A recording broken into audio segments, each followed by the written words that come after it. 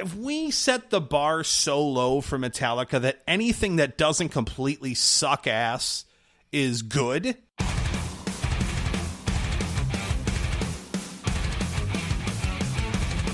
News, reviews, interviews, and all things metal. From the Kensington Place Studios, it's According to Metal with Jason and Biz.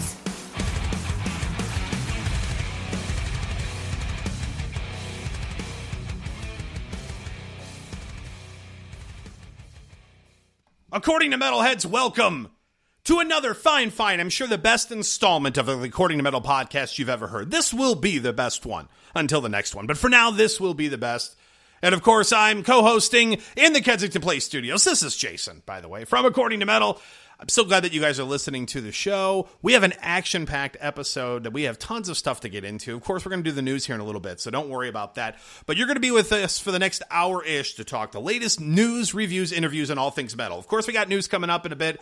Speaking of interviews, we're going to have Tony Piccoli from Imminent Sonic Destruction joining us later on in the show. We're actually going to be seeing his band pretty soon live and in person. For the first time, both Biv and I will get a chance to see them, so we're really excited about that.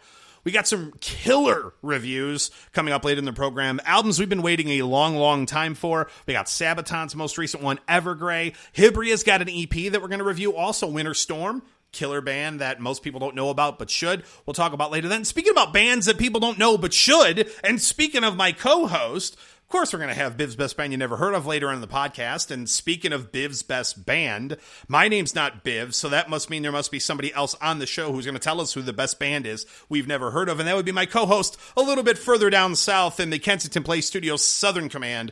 Biv, what's going on this evening, my brother? Man, I'm so excited actually about the reviews we have.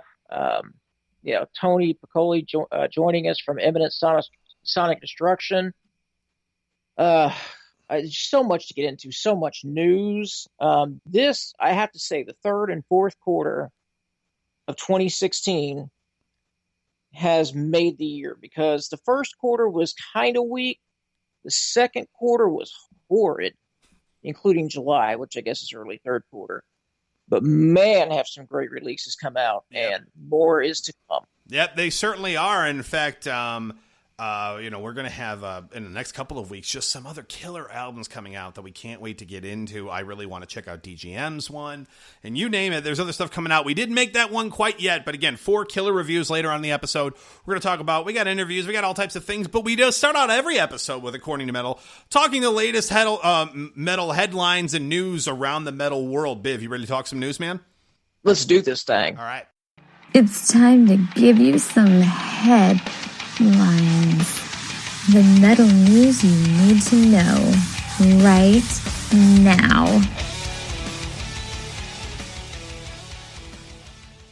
All right, it's time to talk the latest headlines in metal news. Now, Biv is the guy who, just like Triple B, he scours the web looking for the most pertinent and fun things to talk about. And again, if you're new to the episode or the podcast, and this is the first episode you've ever heard, do know that 99.9999% of the time when we talk news, we've never had this conversation prior to when we hit record and talk to you about it right now. So you're hearing this and we're discussing this as it happens. So, we don't want it to be scripted. We want it to be real because we're friends before the podcast, after the podcast. And so when you're friends and you're metalheads, you talk metal and you talk just like we're going to talk now about the stuff that's going on in the metal world. But actually, Biv, I know you're the guy who, usually gets most of the metal conversation started in regards to news, but there's something that happened with a band that I really like, and shame on me for not really picking up on it as it happened. But I wanted to bounce this off you, and again, if you've listened to other episodes of it before, you know that a common theme that we've talked about as people on the show, and even we've had guests discuss on the show, is just the state of music nowadays and the ways that bands can make money, or I guess not make money, in the current state of music as it is, with streaming and with pirating being pretty much the norm at this point. Most people considering their music or wanting their music to be quote unquote free. How do bands make money and how do people zig when they zag? And one of the really cool things one of the bands I've become a fan of was Protest the Hero. And their last album they did, Volition, in 2013, they had a really unique we're no longer going to have record labels. Screw record labels. We're done with them. We hate them. We don't want anything to do with them. We want to do this ourselves. We want our fans to be involved. And so they had this really cool, now this is a 2013, so we're talking 3 years ago, which doesn't seem like a long time, but in the world of Kickstarters and band camps, and when now that's the norm for a lot of bands, this was one of the first bands I knew of that actually said, screw this, we're going in this direction. And had some really cool, unique things that fans could, give $1,000 and they would be able to play cards with the guys and go out drinking with them at the bar. I mean, just really like cool, unique stuff that true fans would really dig and get into. If you paid them like, I forget the amount of money, you can even be on the album. Like they were doing stuff like that even, which is just really cool. And I think a very different way of getting your fans involved and making money in a different outlet. And leave it to Protest the Hero to do something I don't know if many bands have heard before. And I want to get your thoughts on this, and I'd be curious to talk to other artists about this in the future to see if there's a market or an idea for this. But Protest the Hero, about 8 months ago, I apologize, they decided to release an EP called Pacific Myth. But their idea was a little different. Instead of releasing an album and having it streamed or leaked like most of the time it's going to anyway, we're going to release a song a month on the 15th of every month for 99 cents. Our fans can buy them and have the entire album. We'll sign, by the way, the 99 cents includes the track, it includes lyrics, it includes like pictures of them doing it in the studio, some unique and exclusive video content of them recording it. I mean, really cool stuff. And so basically, what was cool about it is two reasons. A, you're getting your fans to basically get a track per time at 99 cents per. So you're getting that revenue stream, though not much. You're getting people to say, for $1 a month, I want to check out a new track from my favorite band or one of my favorite bands. I think that's cool. On top of that, what I think is really unique about it is you're hearing the music that they're recording as they're doing it.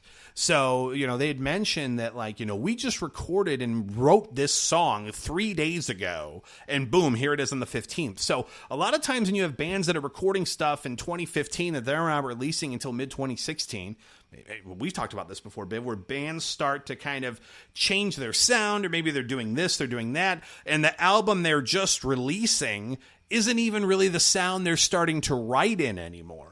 Where this clearly isn't the case. This is what these guys are writing right now as it happens. So I just think it's really cool and really different, and I'm just wondering what your thoughts are on maybe bands looking at that as a different option of, really being able to quote unquote make some money and make it especially in the metal world nowadays. What are your thoughts?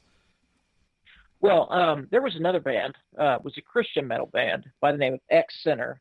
It's X-Center. Oh yeah, we talked about that. They've before. They've been. Well, actually, Steve Cohn and I had a long conversation about this after he was on our show. But X Center, who's been around since the late '80s, they kind of came around to this idea in 2013, where they had just decided, it's no longer worth it for us to put, a certain percentage of our sales into a record label who's not doing anything for us now. I mean, via the internet and everything else, you can pretty much self-promote, especially for an established band like X Center. Now, I know they're not a huge name, but they had a following. So they had the same idea. They released a song every month or 45 days or whatever it was, instead of putting out one, album at a time. Now, for me, I'm an album guy. And I'm not a singles guy. In fact, oftentimes when a band promotes a brand new single ahead of time of the album, I won't even listen to it. Yeah, see, I'm the exact opposite. I want to hear the newest track today, right now. Now, I'll check out the album, don't get me wrong, but I want to hear that song right now. So I'm the exact opposite. I guess it depends on who it is. Like, Metallica, obviously, who just released their brand new single. We'll get into that in a minute. But, gosh, we've been waiting for Metallica for what? 25 years, it seems like. That's true. Anything new by them, you're going to listen to immediately anyway, just because you're like, holy crap, it's new music from Metallica. Right, you have to. It just depends on the band. But some bands, I need to hear in the context of the album. And so a single doesn't do a whole lot for me. Like when Dream Theater came out with Gift of Music, I think, was that their first release off of that? There was their first single off of The Astonishing, yeah.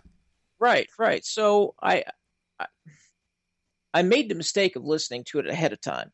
And the reason I say that is because once I heard it in context, it made a lot more sense to me musically and lyrically than it did as a standalone track. Well, true, but that's a concept album.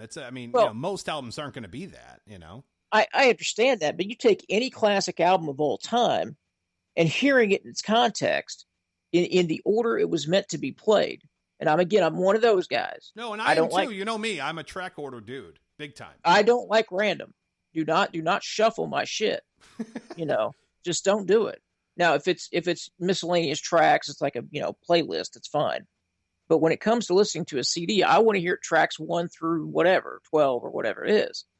So for me, the long and the short of it is, I want to hear it in its entirety. Yeah, well, there you go. I don't know. I just thought it was a kind of a unique and cool way that bands are looking at different ways to be different and different ways to engage their fan base than just, here's our new album. Here it is. Check it out. I just thought that was kind of cool.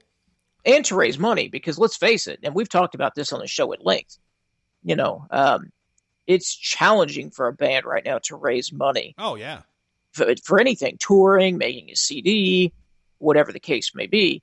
So I applaud them for doing something different. Yeah, I just thought it was a kind of cool news story. So what else you got, Bev? What other news? It's your turn now. Well, we mentioned Metallica. Now, yeah, I guess we got to go there, don't we? We have to. They have a brand new CD, a brand new single from an upcoming CD that's scheduled to come out, I believe, November the 12th. Holy shit. I just want to pause and reflect on the fact that we have an actual date of a Metallica album coming out. Right. So the new single came out, very thrashy, very it sounded like something from the Bay Area in the early to mid 80s. And for many Metallica fans, I'm already hearing it. I'm already reading it. Metallica's back. Oh, God. I know. So, back from what? Yeah, and that's the thing. When I heard the track, and everyone has, so we're not going to tell you things. If you're metalheads and you're listening to the podcast, you're going, yeah, I've already heard this. But so many people are like, dude, this is great. Metallica's back. Blah. Some people weren't happy with it. I'm kind of on the fence. I think musically, it's way better than anything they've done in a long, long, long time as far as just flat out metal. I'll give you that. But that's where it falls apart for me. I think lyrically, my 13-year-old writes better content than the lyrics of that song. I think that James' voice to me just isn't what it was, and maybe that's unfair to say, but I just don't like his singing style anywhere close to how I used to like the way James sung, vocals. It's a totally different thing for me. But I mean, it's so funny to me that people think, oh, Metallica's back. They're just, if we set the bar so low for Metallica that anything that doesn't completely suck ass is good. I mean, to me, that track, and maybe being I'm a jerk here and I don't care, that's D work. That's D plus work for me. It's not an F, but it's sure as hell not, Master of Puppets Metallica. And maybe that's unfair to say, but you have already fans who are already going there and saying, dude, kill them all. Sounds just like that. Look, there's not one Ride the Lightning song that doesn't smoke the shit out of Hardwired. Not one. Not one song. Maybe a couple tracks off of Kill 'Em All, and I even don't think that's true. But there's not one song when you put anything off of Ride the Lightning that you put up next to Hardwired that doesn't beat the crap out of it. And just look at the lyrical content. You look at songs this is a young band. I mean, Metallica was, what were they in 84? In their early 20s? I mean, they're still writing, Creeping Death and For Whom the Bell Tolls and Fade to Black. And you're still writing relatively deep lyrics. And then we're so fucked. shit out of it. Was Kerry King writing the lyrics all of a sudden for Metallica? I mean, what the hell is this? It's juvenile.